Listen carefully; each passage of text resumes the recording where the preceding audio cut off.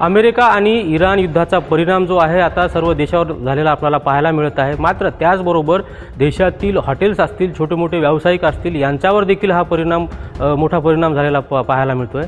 मात्र या आखाती देशातील युद्धाचा परिणाम आता विद्यार्थ्यांवर देखील होत असल्याचं आपल्याला पाहायला मिळत आहे। आपण आहोत नांदेड शहरातील वसतिगृह आहे, या ठिकाणी आपण आहोत। या ठिकाणी जे विद्यार्थी आहेत, जवळपास या वसतिगृहामध्ये 250 ते 300 विद्यार्थी या ठिकाणी या वसतिगृहामध्ये वास्तव्यात आहेत। मात्र आता या विद्यार्थ्यांना जेवण देण्यासाठी जे स्वयंपाक बनवावा लागतो त्यासाठी गॅस उपलब्ध होत नाही आहे। आपल्यासोबत या वसतिगृहाचे संचालक आहेत। सर, काय सांगाल, काय परिस्थिती आहे, किती विद्यार्थी एकूण आपल्या वसतिगृहामध्ये आहेत? विद्यार्थी 251 ची संख्या आहे। आज सकाळी आमचा माणूस जेव्हा सिलेंडर आणायला गेला तेव्हा त्यांनी सांगितलं की तुमचा पुरवठा बंद करण्यात आलेला आहे सरकारने। मी म्हणलं बा आता पुरवठा बंद केलं तर मग विद्यार्थ्यांचं कसं? आणि अचानक म्हणजे परीक्षेच्या काळामध्ये मुलांचं असं जर दैनंदिन अवस्था होत असेल, फार वाईट परिस्थिती आमच्यावर आलेली आहे। कारण मी आज पुन्हा लाकडं फोडायला माणसाला सांगितले आणि लाकडं फोडून चुलीवर स्वयंपाक करण्याची वेळ आज आमच्यावर आलेली आहे। आणि इस्रायल, इराण, अमेरिका यांच्या युद्धामुळे आज परिस्थिती बिकट झालेली आहे असं मला वाटते।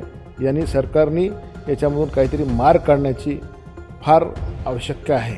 कारण सरकार खरं म्हणलं तर आपल्या इथं देशामध्ये गॅसचा तुटवडा व्हायला नाही पाहिजे हे त्यांना माहीत होतं की पहिलेही हे युद्ध होणार आहे आणि याची वाढ होईल।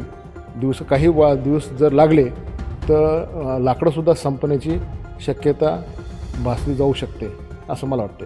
नक्कीच आज आपण म्हणालात की गॅस आणण्यासाठी तुम्ही तुमच्या कर्मचाऱ्याला पाठवलं होतं, मात्र गॅस मिळाला नाही। मग आता 250 विद्यार्थी आपल्याकडे आहेत, मग आता यांच्या जेवणाची व्यवस्था कसं करणार आहात तुम्ही? आता आम्ही सध्या तर चूल पेटवणार आहोत। आता चूल पेटवून जेवढे लाकडं आहेत त्या लाकडावर आम्ही ते स्वयंपाक करणार आहोत।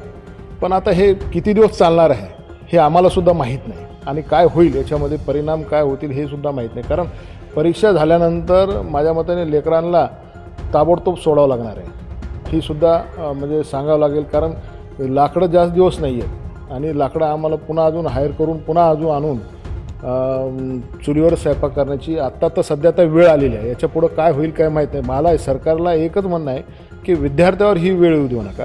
कारण विद्यार्थी जर उपाशी राहतील तर अवघड काम आहे। कारण विद्यार्थी तर त्याच्यावरच सगळं आमचं चालतं आहे आणि टाईमशीर जेवण भेटणं ही विद्यार्थ्यांना फार जरुरी आहे। लाकडावर ताबडतोब होऊ शकत नाही, कारण गॅसचा तुटवडा झाला तर लेकरही टाईमशीर जेवू शकणार नाही।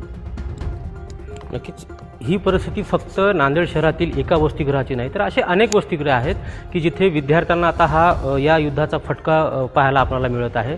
शेवटी आता पर्याय म्हणून या वसतिगृह चालकांना आता चुलीवर जेवण बनवून विद्यार्थ्यांना खाऊ घालण्याची वेळ आलेली आहे।